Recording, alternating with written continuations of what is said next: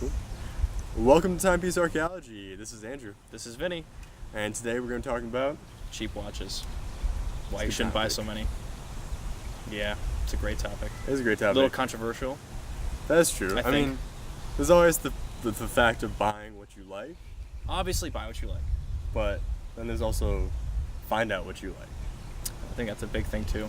And speaking from experience, from getting into watches and kind of going to a spiral of buying a lot of cheap things I liked with no value to it, I know the issue of, I'm guessing you're shooting for the Grail watch. Yeah.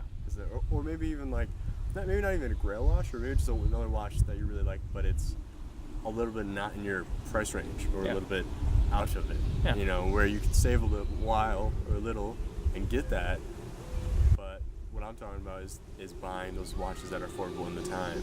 Right. I had the issue of doing that and then not having a resale value and not being able to achieve that next watch that I really liked. Right. For me, like, I guess the Grail watch, I don't know if this would be my Grail watch, but it was definitely something when I first got into watches was something I really wanted to shoot for and get. And that was a Datejust, like a vintage, Classic. just simple Datejust. Yeah. And I ended up buying a lot of cheaper watches that took me away from that possibility. Gotcha. Okay. You know?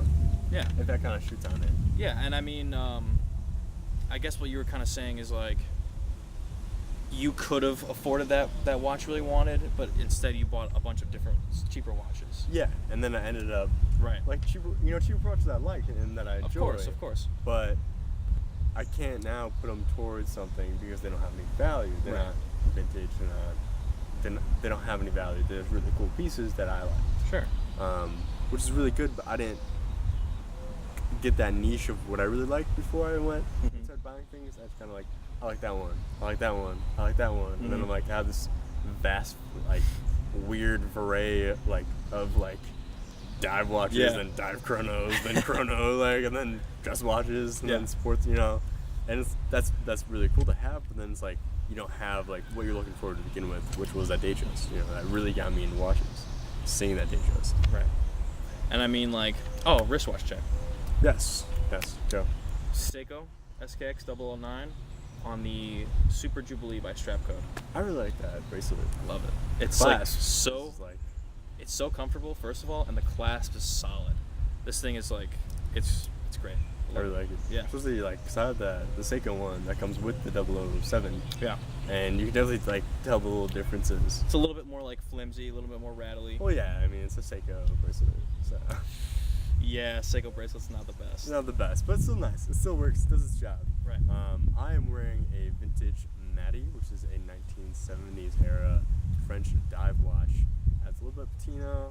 There's really sharp green lume on there. Yeah. Beautiful dial, beautiful movement. It is at the watch shop at timepiecearchaeology.com, so go check it out. You can see more photos of it because our camera doesn't have it zoom in or focus. Oof. Yeah, so I can't show you, but go look. Yeah. You'll see it. I love that watch, man. Yeah, put it on this nice like cream vintage Horleen leather. It brings out the patina in the markers a little bit. Yeah, it does. And I like the size, 38. You usually don't see that in a dive watch. No, and the long lugs really like. Yeah. It makes it look bigger. 38 sounds really small. Obviously, when I first bought it, I was like a little wary on it. Yeah. But no, like it fits really nice. I mean, I was wary on this guy. It was a 42. And but it wears smaller. It wears smaller, and this wears bigger. So it's like wearing the same thing. Pretty much. Yeah. So if you own a 007, it's pretty similar. Yeah. So yeah, I mean, I want to touch on the topic you were talking about when we first started talking, which was what were we talking about? Cheap watches. And I was saying that I bought a bunch of. Right.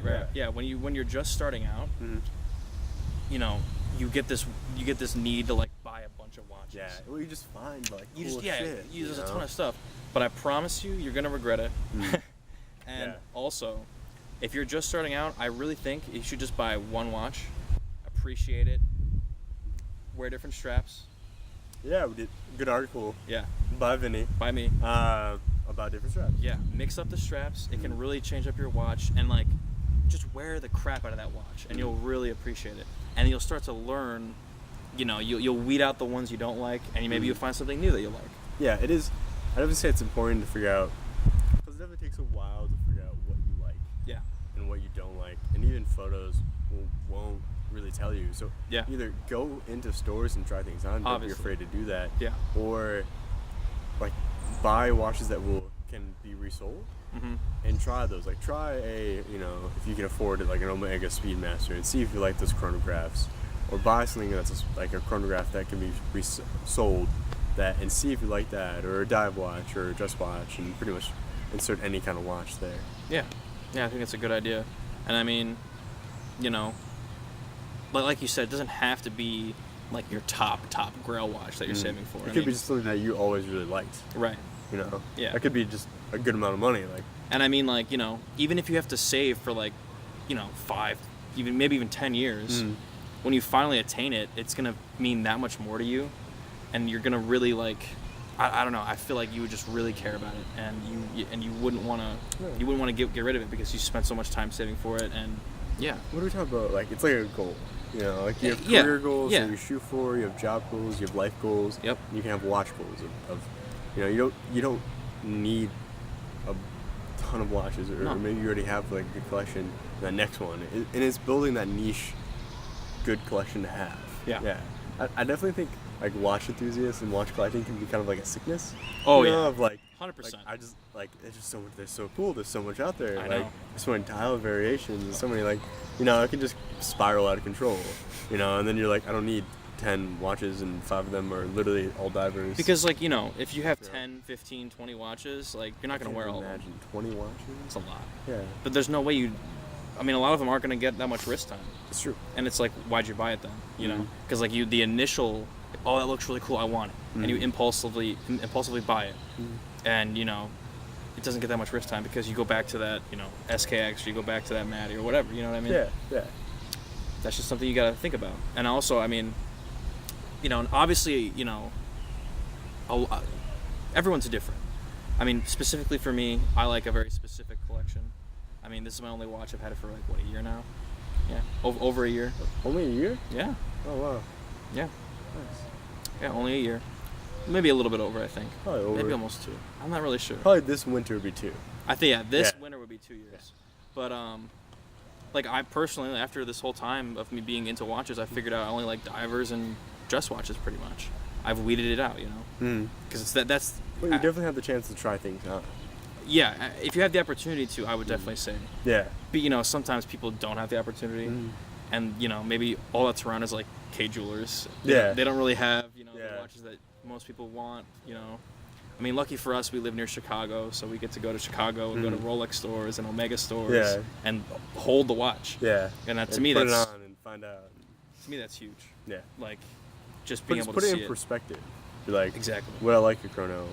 Do I like the sweeping hands? My thing is I like chronos, but my big thing about chronos is the subdial and not being able to see a sweeping hand.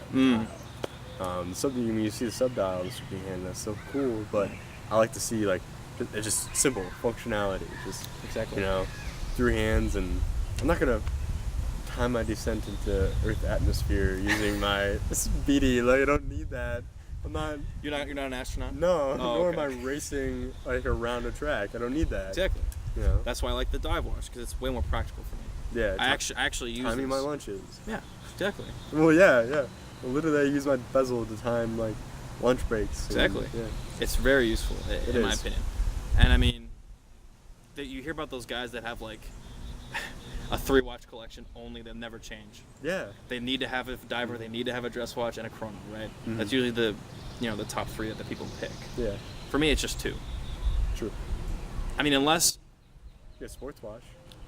Yeah. Nautilus in the future. And that's the thing, though. I really like Seikos, and a lot of the Grand Seikos, they're more of just a casual sports watch. Yeah, I really like that. I like that too, because it's so versatile. And there's so many options out there. It's hard. Don't limit. The biggest thing is don't limit yourself to what's affordable now and what's in your reach at the moment. Exactly. Yeah, I couldn't have said it better myself. That's pretty much spot on. Yeah. Alright guys, well thank you for tuning in to another video, Timepiece Archaeology. I'm Vinny. Do it again. Thank you. Alright guys, thank you for tuning in to another video of Timepiece Archaeology. I'm Andrew. I'm Vinny. And come back next time. Remember to subscribe. Follow us on Instagram, Twitter, Facebook. The works. Pinterest, everything. And check out timepiecearchaeology.com for almost daily vlogs. We do videos now, we do podcasts. We have a shop there, so go check it out. You guys have a good day.